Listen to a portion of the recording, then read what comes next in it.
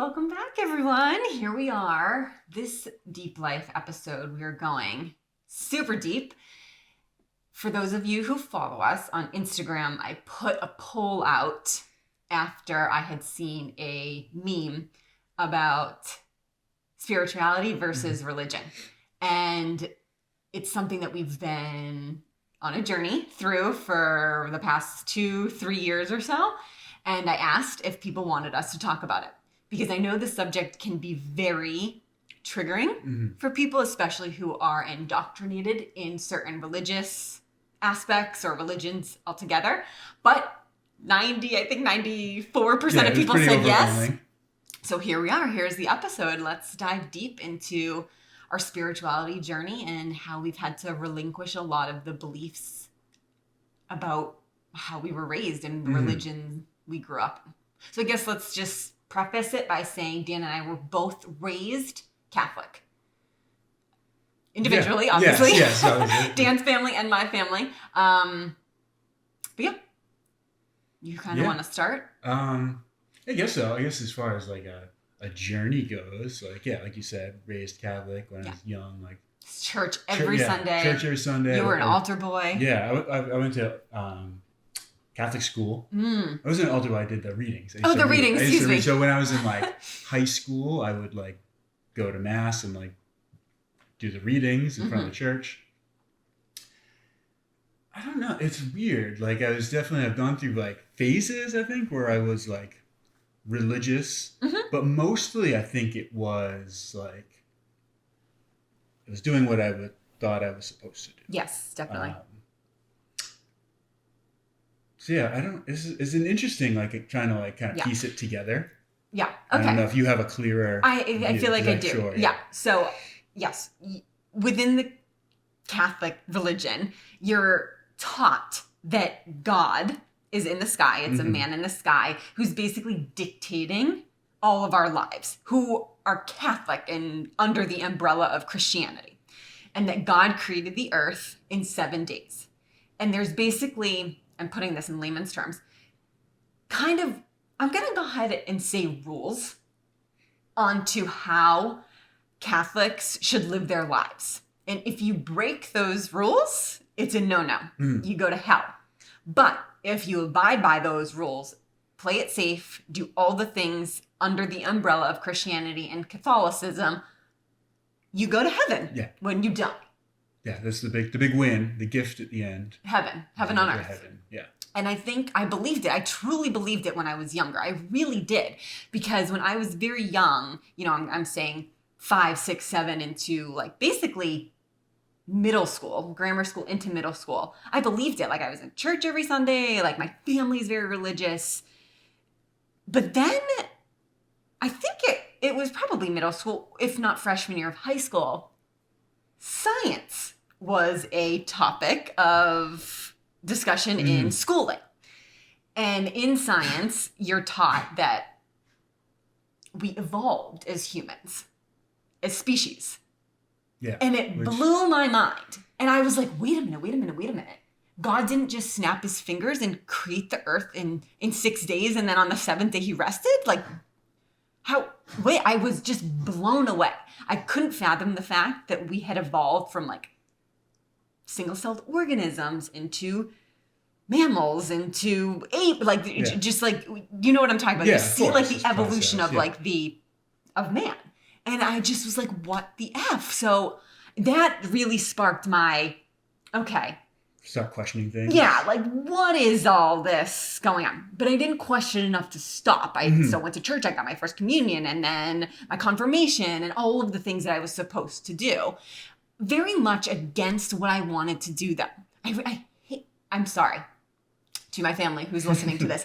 I hated going to church. I didn't understand it. I thought it was just not in alignment with truth. I didn't get it. I didn't understand how God is supposed to be pure love and pure light, but yet demonizes people for making sins or doing things wrong, and they're automatically sent to hell. And I was petrified. I was petrified to like tell a lie, or I was petrified to like steal a pencil accidentally from someone else and put it in my backpack, that I was going to hell.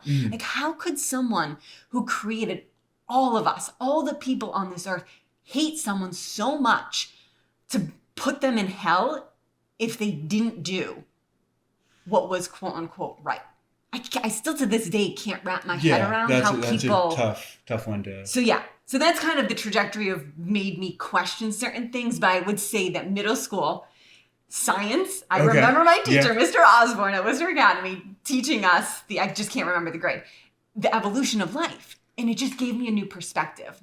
Also, I didn't go to any Catholic schools. I had the privilege of going to a private preparatory school, which was in itself amazing and eye-opening because I began meeting friends that were Jewish and Episcopalian and different aspects, that were Muslim and prayed to different gods. And I was just like, oh my God, wait, so Catholic isn't just the only religion out there? And it did open my eyes a lot. But again, that makes you question. Yeah. Why do we all have to be segregated and be put in corners of certain religious aspects? Why isn't it all encompassing? Yeah, for sure. I think that's definitely a big question I had at some point was, like, people, what if you aren't Catholic? Yeah. And it's like, so this idea that, like, you need to have baptism so that you can, have your sins, your original sin washed away and be accepted into the church. And then that way, if you die, you get to go to heaven as long as, you don't sin or whatever rules there are. But then, like, there's people growing up in Africa and India and all these places all around the world who've never heard of Catholicism or Jesus. So these people could be the nicest person in the world, do everything right, help people, and then they go to hell because they weren't baptized. Like, so that one always, like, just didn't really sit well with me. It was strange. And then I started getting into, I guess I'll preface this by saying, like, a big part of me wanting to be active in the Catholic Church was just sort of like almost more of like a nationalistic type of idea where it's like, I wanted to be a part of a group. Sure. And I think especially like at that age, like where you're like in high school, because there was a little while where we weren't really going to church as much. And then I started going almost like on my own and becoming more involved and wanting to be a part of that. And I think a lot of that was just like wanting to be a part of a group. Yeah. And having a community. And like, yeah, exactly. And it's like a big part of my identity was that I was Catholic because it's like my family, that's my family. Like I raised like Irish and Italian Catholic, just like exactly like almost everybody else that grows up, in and around Boston and Massachusetts. Because like a white Catholic guy. Yes. And so I like clung to that. And it's like, this is my identity. I need to go because this is what's right. And then another thing that started kind of nipping away at me is, like I was saying, like, it's weird that some people have never heard of Jesus and can't go to heaven. Right. But then also, like, what are the odds if there's all these different religions that the one that's true just happens to be the one that, like, you're a part my family has been a part of for all this time. Right. So that was sort of like, am I just that lucky that I happen to be born into a Catholic family so I get to go to heaven and, like, float on the clouds with all of my friends and loved ones, and these other people are going to burn in hell because they just weren't as lucky as I was to be born into this family. So that was another one I think that was like really, really weird for me. And that was, high school into college, I started like really struggling with, I guess what you'd call like I lost my faith. Yeah, same. And yeah, I think it was around the same time. It was because we were went dating through this together. Yes, we went through it together for sure because we were dating and we would talk and you were always like, should I go to church? You were very confused. And at that point I was like, F it.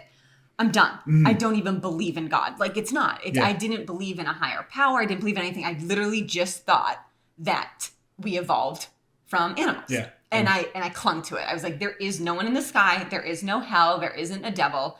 And I didn't believe that there was a greater being around. I didn't. I was just like, nope. I guess you could call it atheism. Yeah. Because I didn't really believe in anything, but I did believe in like prayer still. I still thought like, okay, I'm going to pray a little bit to like my past loved ones. But yeah, I definitely kind of just denied God for quite some time. We both did. Yeah. We were very, very lost. Yeah. I think I went harder into the there is no God, which is like pure atheism, where you were more in like the agnostic, like, I don't know. Okay, There's maybe something, but I don't know what it is. Where I think, and it's a great quote. I don't remember who I heard it, but it was like what Christianity does best is create atheists. Because I feel like it's such a just like the structure is in like it's very black and white. Yeah, and like, we were in like a gray area and didn't know where to go. Yeah, and I think that just sort of pushed me where the idea that like everything else is wrong. Yeah, and I was like, well, I'm not gonna like join another religion. It's just it's all bullshit. Like I don't want to be a part of it. And I went pretty strong, like pretty heavily into being an atheist. And there were a few times in there where like I think we tried to go to church. I know I did. Yeah.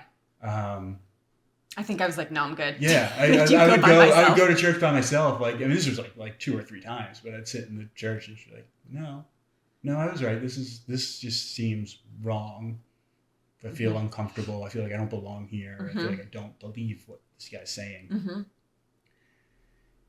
And that kind of led to, there was like this big, like almost like the hero's journey kind of thing, where I like kind of went off, like got completely away from all of it, and it's like, all right, like maybe there's like I understand that like energy cannot be created, cannot be destroyed. So it's like, there's something floating around, like when you die, like that energy goes elsewhere, but I didn't really have much of a idea to what's going on, not much of a structure, and I was perfectly content for a while. Yeah. With just being like, you go into the dirt and you become worm food, and that's good enough for me. Like that kind of, the fact that like, animals could theoretically eat my body and take that energy or the dirt, it would become the soil and grow the plants. I was happy with that too, and I'm still happy with that idea. Yeah.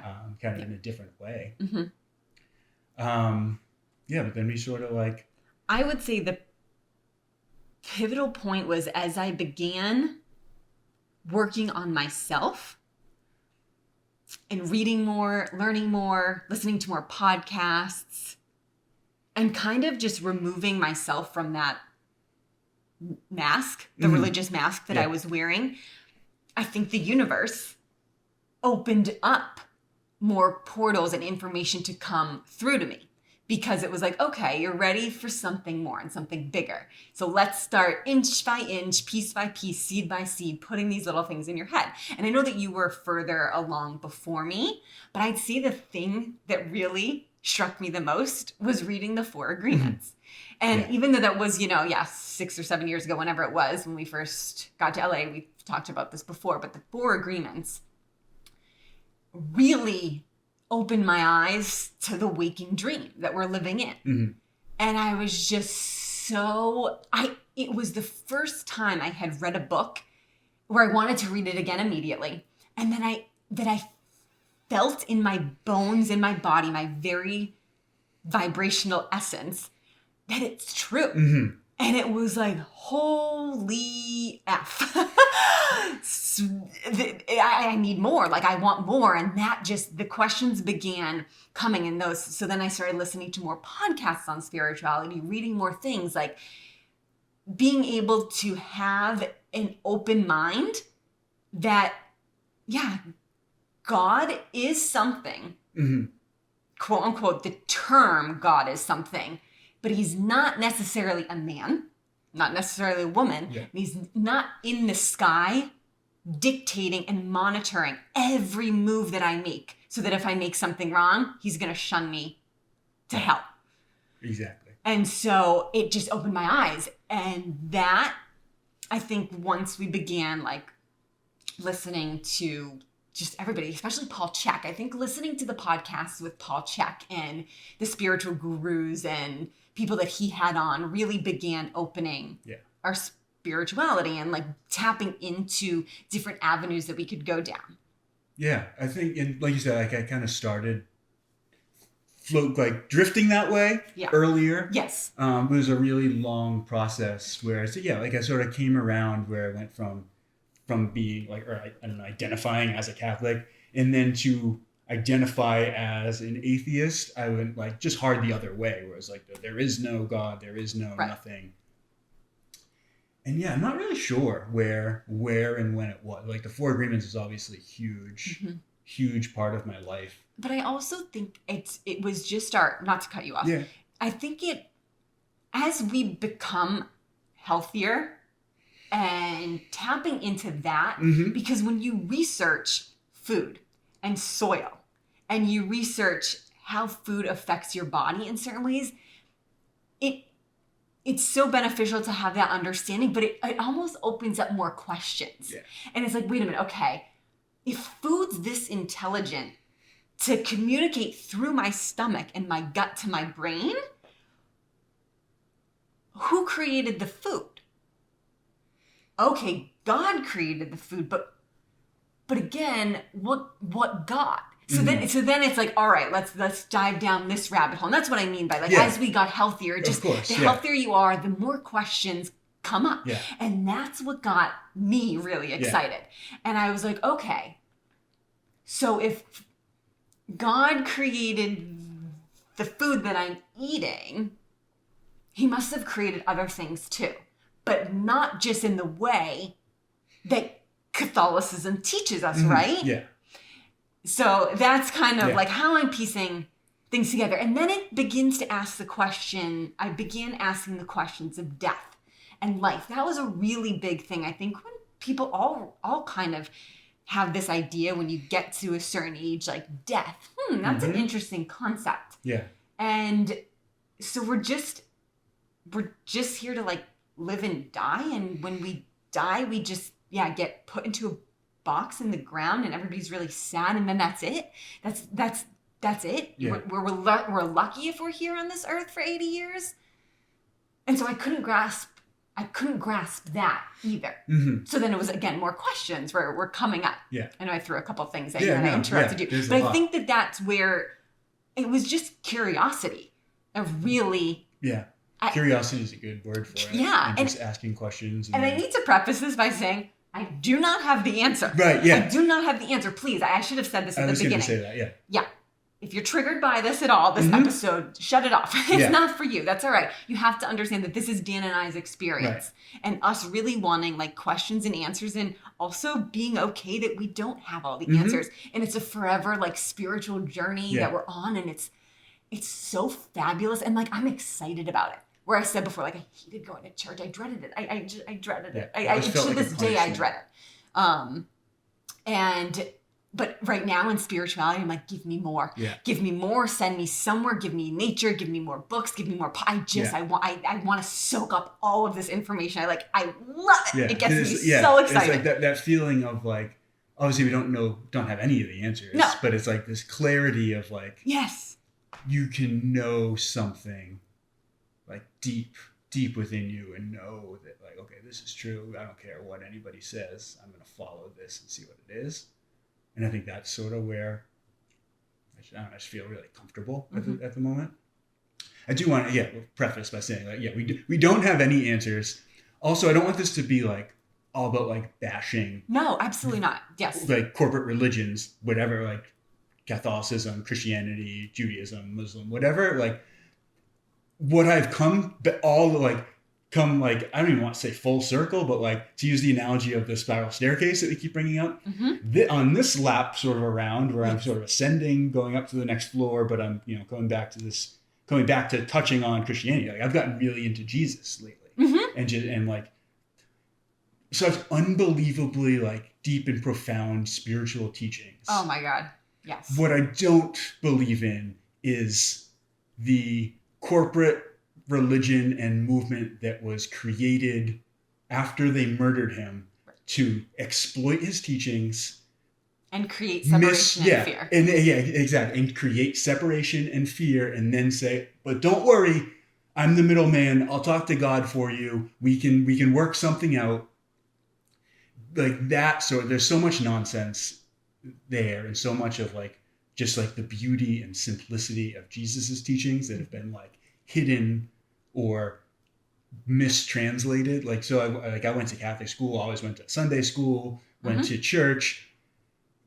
And the way that I feel like these things were being presented and taught did not light up my soul in the way that we're talking about, where you have that deep knowing. Same. And I think, 100%. A really cool way, I'm actually like listening to a David Hawkins book on Audible right now, The Eye of the Eye, which I'm super into. And one of the quotes he like almost like every word that comes out of his mouth is brilliant. And he said that the goal is to seek to know things, not to know about them. And that really, like, I feel like most of what I learned about God was sort of like knowing about, like what you said, this old man in the sky who's in charge and telling everybody what to do, as opposed to like knowing God is different. That's like knowing the essence of the universe and of like existence is a completely different experience. And for that, you certainly don't need a middleman. You don't need a building. You don't need, like, your body is a temple. Isn't just a thing people say like because they like are in shape. It's like you're literally like, when you are on earth, your body is the temple where you can worship, and it allows you to be of service and it allows you to express your soul. So that was the first thing I just wanted to say, like, we don't have the answers. We don't want to bash anything. Absolutely because not, there's no. every single religion that's ever existed is like very much majority true. I think it's just the negativity, the control, the manipulation, the fear offsets it. The fear, the separation. Anything that is creating fear or separation or telling you you're right or wrong, is wrong. And so it's like, I don't want to sound like that's what we are.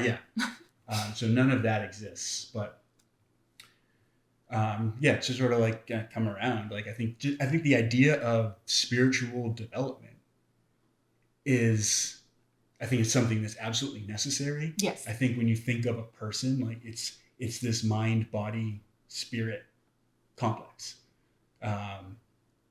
And that's like, we said so many times, like, you can't build your body if you're not taking care of your mind and your spirit. You can't build your mind without taking care of your body and your spirit. And you can't take care of your spirit if you don't have a strong mind and a strong body. Yes.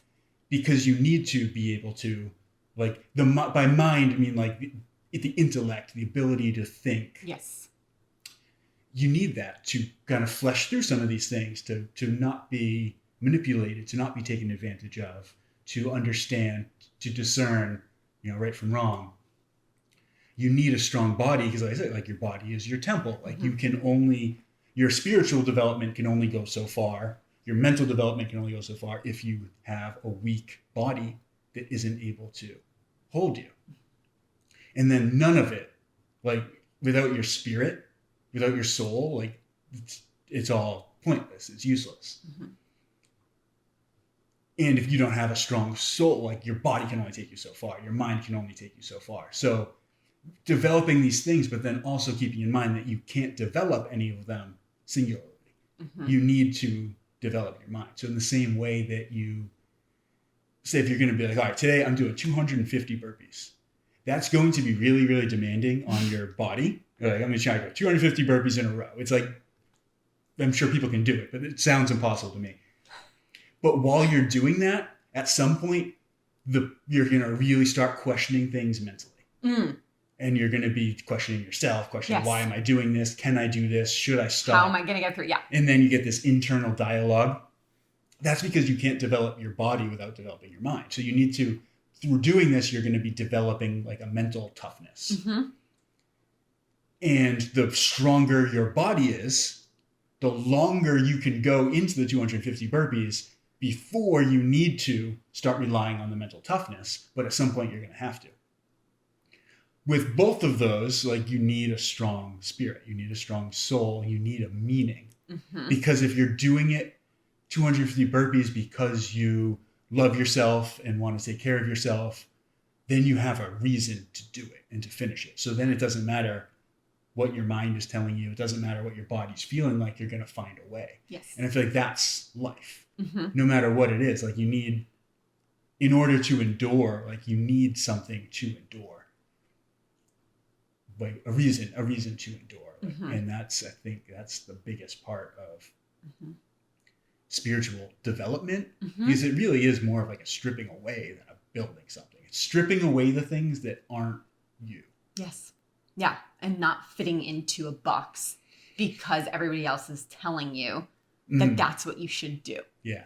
Because it is very much frowned upon when you kind of leave a religion. Yeah. Or change religions or have different beliefs.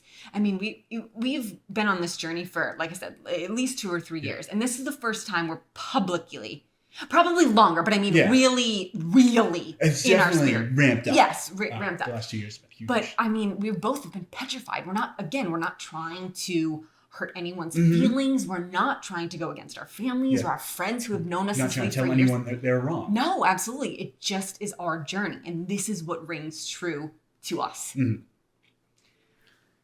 Yeah, this is... So now... I know, there's so much. Yeah. So it's like, so now what do we... if you want to dive into that, or if you want to go any more about like religion stuff, or kind of how we've adapted more of a quote unquote spirituality practice versus religious practice. It is. I just want to like almost like laugh about, like, I feel like it's such a cliche. Like I'm not religious, but I'm spiritual. Yeah. So especially like living in LA. It's like the most LA thing in the world. Yes. But it's also like things like that when that triggers people, like if I were to say like, I'm not religious, but I'm spiritual, and that triggers you, it's also important to think about why that is triggering. Like, it's your shadow. Yeah. We'll give you a secret. Yeah, we'll let you in. It is like your shadow. It's the parts of you that you're hiding. You're hiding and you're ashamed of, and you don't want to. So you're projecting onto other people. Which I guess is just which that is a really good, I think, example of the intertwining of mental and spiritual work, like doing shadow work and really, really looking into like, what are you projecting to the world? What are you hiding from the world? Why? And, how much better could your life be if you loved those parts about you that you're afraid to show, and that you sort of intertwined the part of you that you do share with the world and the part of you that you don't. But yeah, so now that it's out there, now that I would say I am not religious, but I am, deeply spiritual. Yes. And I know you are the same. We can get into, I guess like a little bit of what that means and what that means to us and what it means to, I guess, have like spiritual practices and what's different between that and religion. Well, I'd say the big thing, I think with all religion, it kind of starts becoming dogma. It starts becoming like, these are the things that we do. Well, why do you do them? Because these are the things that we do. And then something about God. But I think the best way to go about it would be saying like, the vision of the old man in the sky doesn't make sense at all, because whatever it is, or the devil down below. Yeah, also. And that's a whole other one, but absolutely. But the exact same. Those concepts don't really make sense, because if there is God, and I know that term is also really triggering, but it's like when I say God, source, the all, nature, the universe, like I mean the same thing with all of them. Yeah. It's like, let's get into that after. But if there is a creator who created everything, and they are so this is like love, like unconditional love that created all things, that's omniscient and omnipresent. Why would that God need you to worship them? Yes, exactly. Why would that God need you to do specific things to make them happy? Like if you have everything that you could ever possibly imagine, why would you like create little tiny people and put them on a place and be like, now you're my slaves. You have to go to church. You have to give money to the poor. Like you have to do these things. You have to not eat meat on Fridays. You need to pray every day. You need to punish yourself. Here's a good trick. Like, I'll make a homosexual person and they're not allowed to express their feelings. Or like all these things that people, I don't know, these ideas that we have developed over years of like this, like almost like it's like this bad game of like, like telephone, where like one person tells someone something and then they tell someone else, and you go around the table and it comes back and it's like, that's not God. What are you talking about? Yes. Like, I said like, yes, I love everything. And it comes back around like, love everything as long as you're not a Muslim or a Jew or a homosexual or rapist, murderer, everything. Yes, like, no, doesn't matter the religion. Yeah, that doesn't make sense. So so like I believe that there was this energy that was all things, and then from there, it's like that sounds boring. To eternally be everything and all things alone seems really, really boring. So I believe that what source energy needed to do was focus its awareness onto different points so that you can have the creation of perspective. So I believe that we are aspects of the divine. Yes. Made manifest in form on this planet for no other reason than to be a perspective of awareness and experience things. Especially love. Yes, of course. Love is. Yes, I agree completely. And that is going to be really difficult for people to understand and unpack. And let me emphasize this. It took me a really long time to understand this concept. Because yes, I 100% believe in God. I'm using quotations around the word God. I do not identify with the name God. Just like you're saying God is the universe. It's divine source. It's the great light. There are so many different terminologies. I say the divine source. Divine source, as you're saying, is pure energy. It's pure consciousness. It's pure consciousness. That's what it is. It's consciousness being aware of itself. And that awareness creates things. Those creations are manifestations. Basically, birthing out creations. So that is everything in existence is of one source. It cannot be other. Literally cannot be other. We come from one thing, the divine source, or quote unquote God. And it is eternal, unconditional love. God loves me just as much as it loves you. Just as much as it loves the murderer and rapist, the Muslim, the Jew. That's going to be really hard for people to wrap your head around. I didn't understand it either. Wait a minute. How can God love a rapist? God is the rapist. Again, our human bodies are a manifestation of God's consciousness, the divine's consciousness. We are the divine, quote unquote, God, manifested in human form. There's a plant right behind you. It's the divine. It's God. It's just manifesting itself as a plant. It's the same thing. It's the same thing. You touched upon soul earlier. Soul is the aspect of the divine, of God, that is seated in every manifestation. So think about that again. God, quote unquote, the divine source that is creator of all things, all manifestations on this earth, the soul that is in us, that is in everything else, animals, plants, things like that, it's the seed of the great divine, just manifesting in a different way to experience itself. Right. How effing cool is that? That's why I give me more. I want more. Yes, oh my gosh, what is this plant experiencing? And think about what does a plant experience? Like it gets its nourishment from the sun and from the soil, and its roots grow down deep. Mind you, the sun is the divine. Yeah. The roots are the divine. Yeah. The soil is the divine. And so it's having this crazy experience, and it's like, yes, I want to know more. That's so exciting. And then it's the squirrel in the tree. The divine is the squirrel. It's like, oh my gosh, how fun is this? It's like the squirrel gets to enjoy life too and bask in the sun and eat the nuts, and it jumps from tree to tree, and it has its like little squirrel buddies, and it's like really cool and amazing. Yeah. And that's the consciousness of life. it. That's life. It's God being able to experience in an infinite amount of ways. Infinite amount of ways. Yeah. Infinite amount of ways.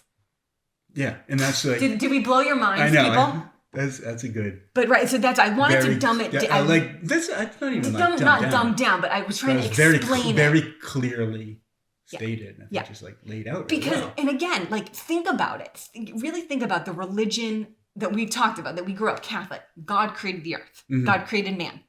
Yeah. Yeah. Gonna break everybody's bubbles. Not in 7 days. Yeah. In millions and millions of years. But that's what you're talking. It's just, it was distorted. Right. There's that saying it in the way that you said it just now, saying like the Catholic perspective that God created.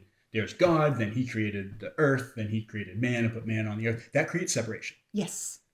Where it's not that this thing was created, then this, then this, then this as separate things. The experience is all that exists. Mm-hmm.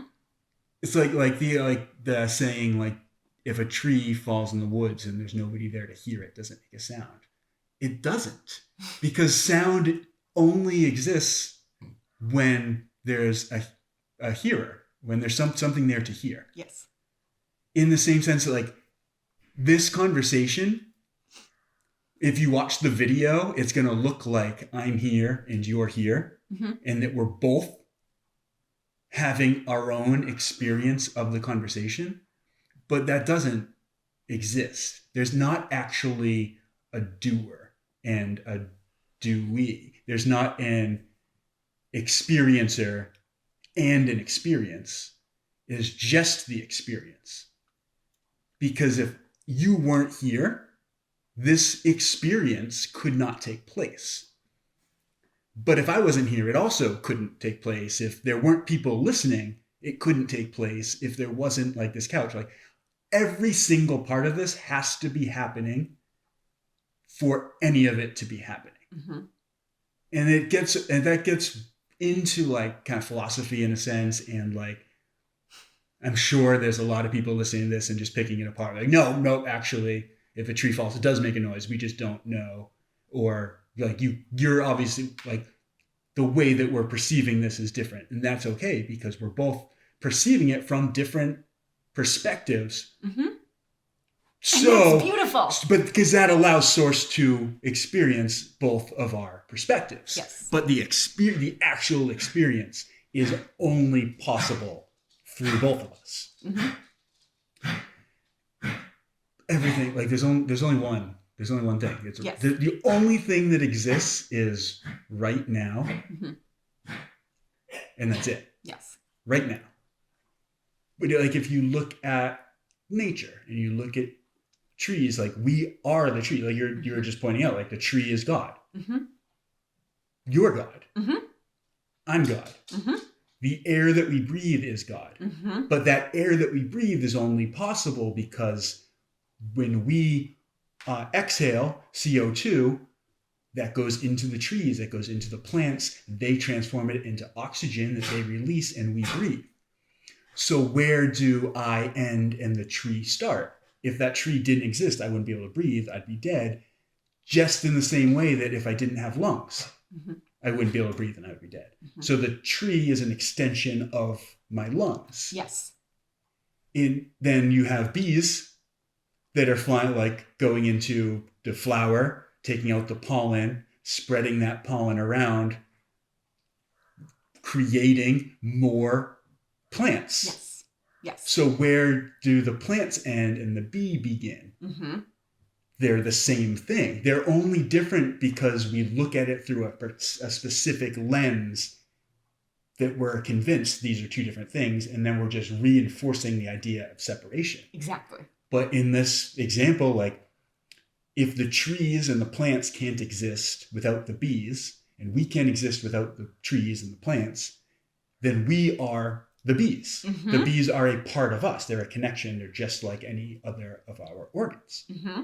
And we could go on with like this forever. It's all everything is everything. Everything is everything. Yeah, like this is what we mean by that. Mm-hmm. Everything is everything. So when we talk about the great source, God creating everything through consciousness, again, it's not a man, it's not a woman. There is no gender because it's not a person. Yeah. It's consciousness. Consciousness is eternal. It's ever evolving, mm-hmm. ever changing, again, because it wants to have experiences, good, bad, sad, awful, anything. You can't separate, like I was saying before, someone who does something really, really bad or someone who does something amazing. We're of the same mm-hmm. source. Yeah. It's just experiencing it much differently. And I tried to have this conversation with a couple people that I knew, explaining very similar to what we're explaining here. And they're just not grasping the concept. Like, how can a murderer, mm-hmm. like, why would God do that? Why? God, quote unquote, did that because that person is lost, is separated, is full of fear, and does not realize he or she is God manifested in form. Yeah. Not having that realization is what creates separation and fear mm-hmm. and worry. But now I look at all the religions and I'm like, yeah, of course I'm the same as the Muslims and the Jews and the Catholic. Right. Like, of course, they're a part of me. They're just thinking and experiencing life differently. Absolutely beautiful. Mm-hmm. I don't agree with a lot of it, but I embrace it. Yeah. You want to do that? Absolutely. But we're of the one. Right. If your skin tone is a different color than mine, it's all right. I love it. That's it's a beautiful. Experience. Yeah. Exactly. How boring would it be if everybody looked the same? I mean, we'd be looking at the same thing. That's what I mean. Like, look around. Look around at what divine source has given us. Mm-hmm. It's really, so beautiful. It's beautiful. Everything's amazing. Everything. And nothing is by chance. Mm-hmm. Everything was meticulously thought of, again, in consciousness to manifest mm-hmm. itself to benefit one another. Yeah. Everything is everything. We could not coexist without the plants, without the animals, without the rain, without the water, without our planet Earth, without the galaxies. Again, it's infinite. The possibilities mm-hmm. are infinite. Yeah. Every single thing amazing. You could possibly think of exists somewhere in some plane. And there's no beginning and end. Yeah. I just want to tie it back to death. Mm-hmm. I full on believed, again, when I was Catholic, that when you die, that's it. That's just what it is. But again, because God, divine source, is pure consciousness and eternal, therefore, since it created us and everything around, we are eternal beings. Mm-hmm. And I full-heartedly believe that we go on to incarnate, whether it be in a human form or a different form or on a different planet. Yeah. It's almost like it doesn't matter. Your body, of course, is going to expire at some time. Your body belongs to the earth. It's not forever. No, exactly. It's the soul. It's that indwelling source within us, the soul mm-hmm. that goes on. And I think that's another thing can be kind of challenging to wrap your head around. Very, very challenging, yes. And again, I still don't have all the answers. Yeah, of course. This is just my concept and my understanding right now. We'll do this again in a year from now. I might have it completely different, I'm sure. But like when you, like meditation, when you just sit with yourself and quietly breathe and focus on your breath, you can recognize that your breath is a thing that's happening, but it's not who you are. Then thoughts come, and a thought comes into your head, and you let it go, and that thought isn't you. And all these things, like, you are not your body. You're not your thoughts. You're not the things that you feel.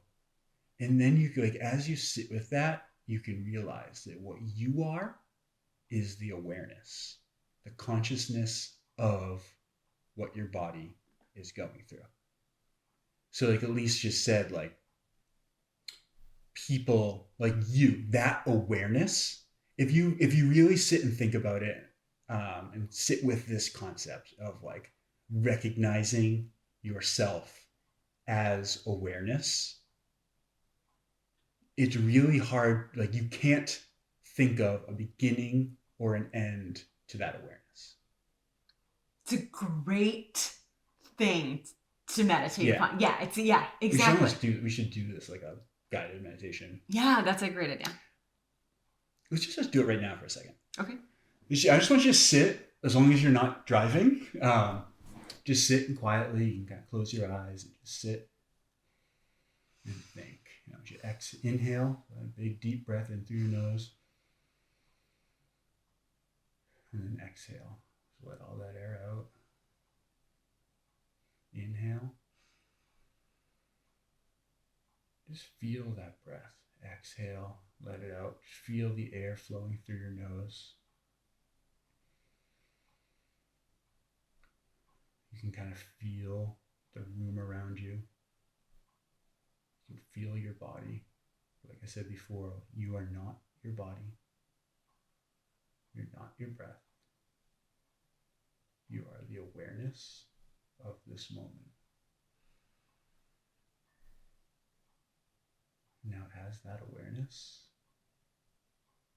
just think of yourself. Can you remember the beginning of your awareness? Could you possibly imagine an end to this awareness?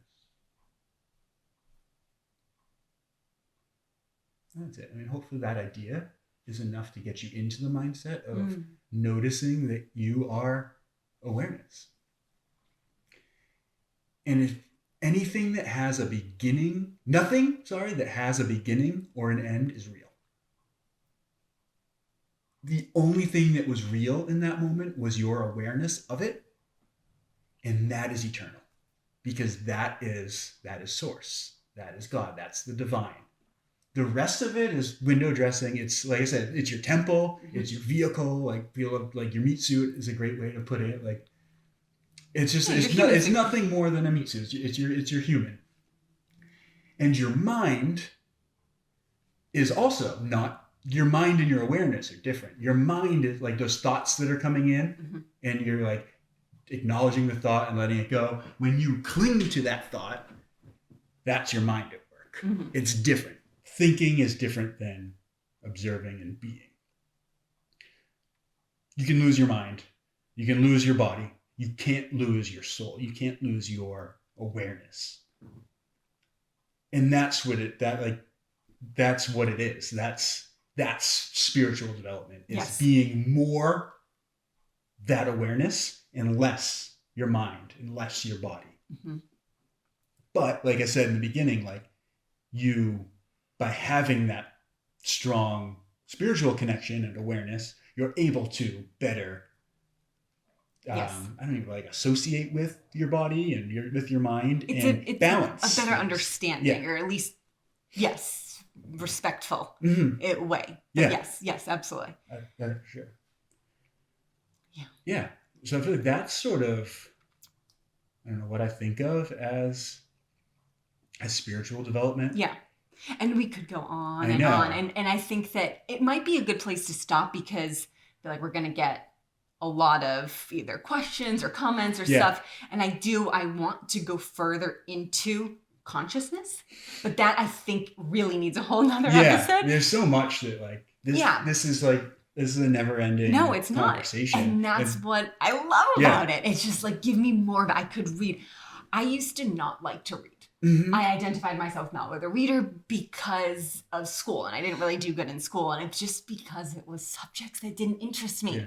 I can't put books down.